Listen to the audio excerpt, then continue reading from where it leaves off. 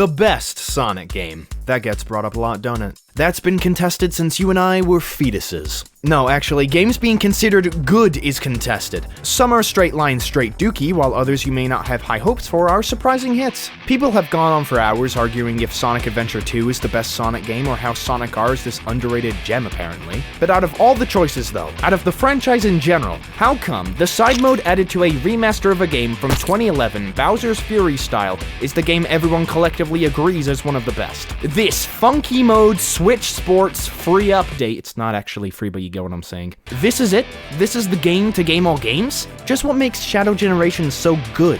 How did Sonic Team get it right this time around? Now that the hype has died down and everyone has eaten this game up, that is what I want to hopefully answer. Now, you're coming with me, boy. Roll intro. Shadow Generations, or what I like to call it, Gatto Gooberations, follows Gatto, going to levels of his past instead of Sonic's. Not just for storytelling purposes, but also for more nostalgia, because Sega clearly hasn't done enough of that already. Also, it's like crack to them. What the f? The story begins with Gatto going to the Space Colony Ark, which is still there. Off the bat, there's this different feeling about the animation in the cutscenes. Frontiers was good with its animation, but it wasn't amazing. It was middle of the road for Sonic. But with Shadow, though, Sonic Team must have been given a dollop of a budget, or they actually understand how facial expressions work, because Shadow actually emotes with his eyebrows. That shouldn't be something I have to say, but here we are in the present day. After that, Shadow rushes through Final Rush. On the way, he meets Black Doom.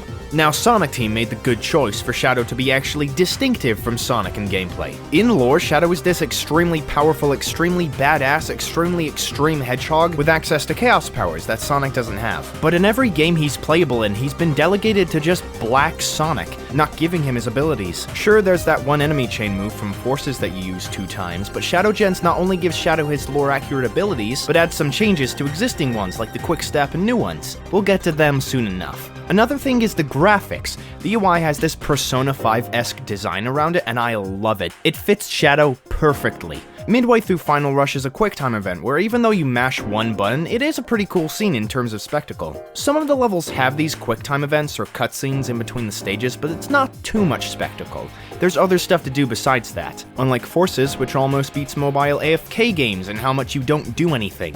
If you don't do anything about that subscribe button, I'm gonna be real sad, you know? Back to Knack Womb, he uses his powers to change the whole level into Radical Highway. This is a running thing with the first few levels, and it's cool the first and second time, but by the third it's like, okay, I get it. It's symbolism, I know.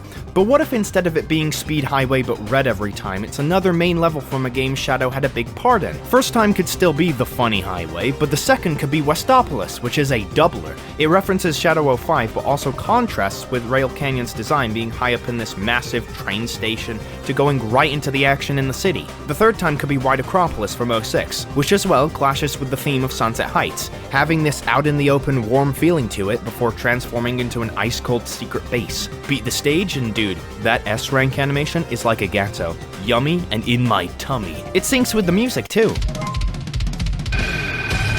Naturally, there are other rank animations based on how you did. Shadow finds the fake Chaos Emerald from Adventure 2. Huh, that's neat. It gets used as a small plot device later, which isn't much, but I'm happy they remembered it. Suddenly, the Time Eater appears from nowhere, flashbangs Shadow, and then eats all the time around him. On an unrelated note, what do you think time tastes like?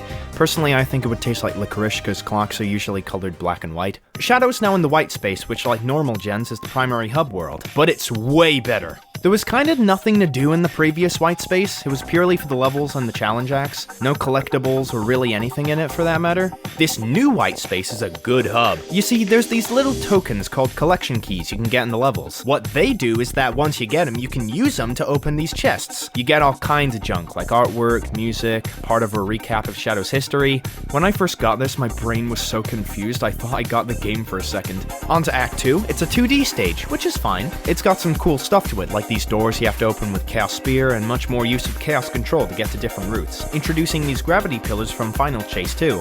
Midway through the stage, Shadow gets venomized like the 2018 movie Venom, has an aneurysm and gets the Doom Wings. They just allow you to hover when boosting midair, so it's not actually taken to the skies, but it's still sick, so I'll take it either way. Again, that S-rank animation is making me salivate. Shadow questions how he's been infected with the Bendy and the Ink Machine virus, when he somehow, from a mile away, sees a familiar face. Mario. Maria's here from a point in time when she was still alive, because of Black Doom being there. It's nice to see her and Gerald again. They're both recurring characters throughout the story, naturally being the ones Shadow's most attached to. I began to think that Maria herself was secretly Sega's sneaky little jab at Nintendo. Their mascot has the exact same name as her, and they kill her off. Beating Act 2, you get a Doom Gear, which you take to the Forbidden Chocolate Egg and give it the gear. I'm feeling a bit of Frontiers in this. The Chocolate Egg gives you its powers, the Doom Spears. They're a buff to your Chaos Spears that allow you to lock on to more than one target. The map expands and Rail Canyon is next, and you may not know this about me because I've been really subtle about it. Heroes sucks. And also the other bad one. I don't like Heroes, so trust me when I say that this level is so much more enjoyable than the original. Heroes' rail mechanics were not the best, with the flinging off the edge and whatnot. The stage here is much more stable, I would say. Shadow's not slippery, so sudden bursts of speed would be more controllable. The Bullet Station remix for Act 2 is fine. Don't cry over it, okay, Unleash?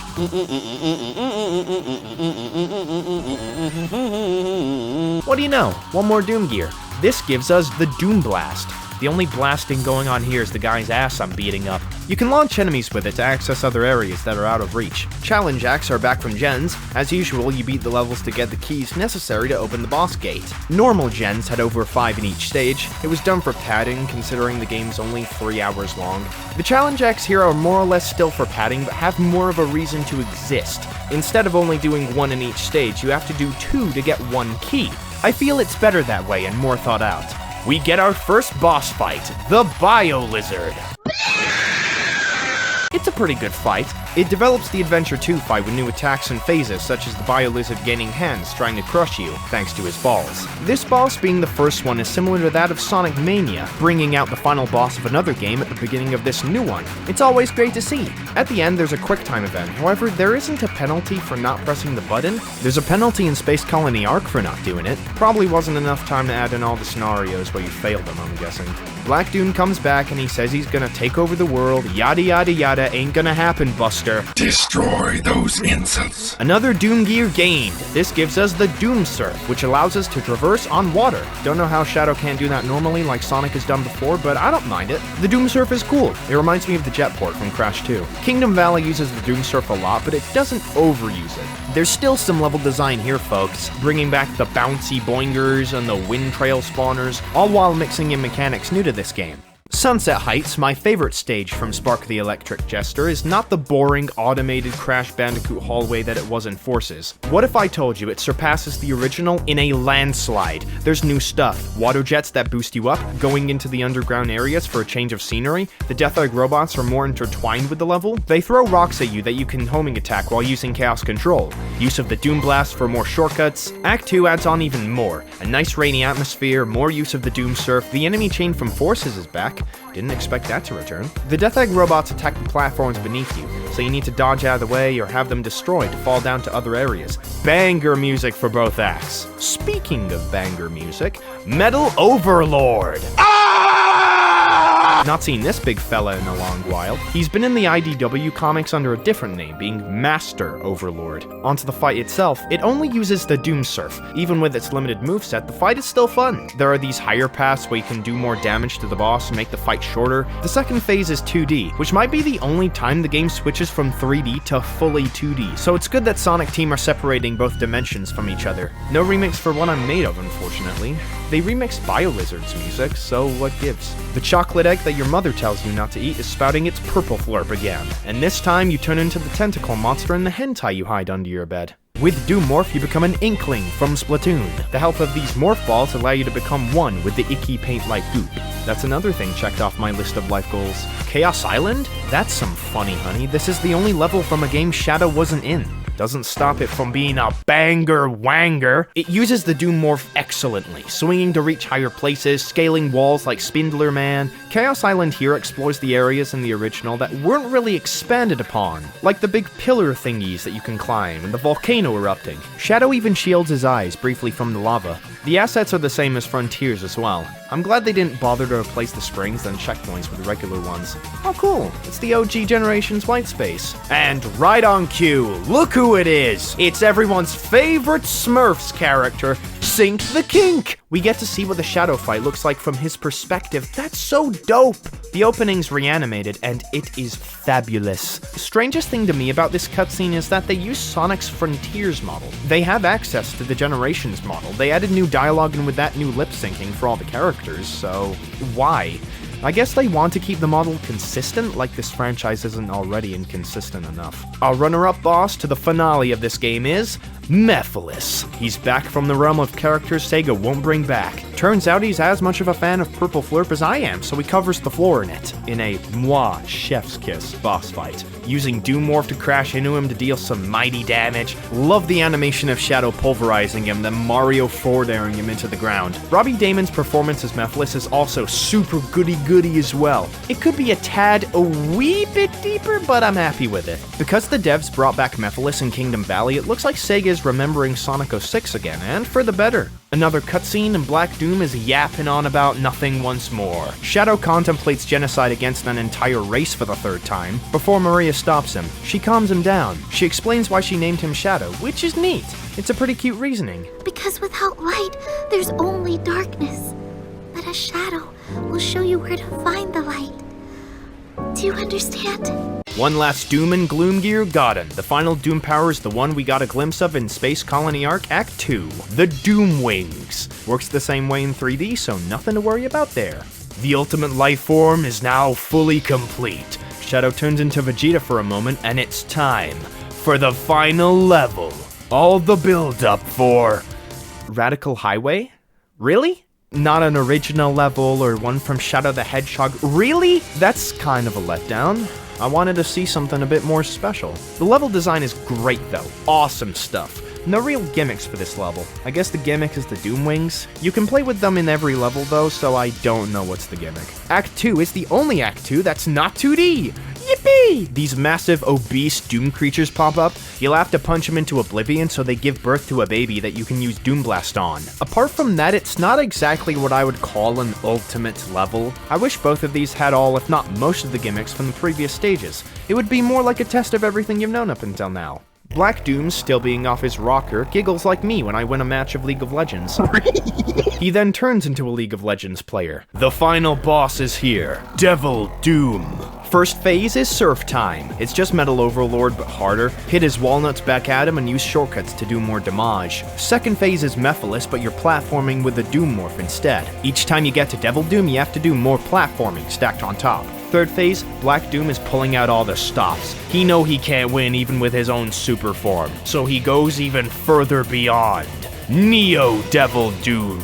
This last phase is a supersonic final boss. Purple orange neon barriers, evil blueberry worms, Mario's Tunnel of a Doom. Epic final boss is this fight's motto. One last quick time event and Black Doom explodes like an electrified creeper, never to be seen again.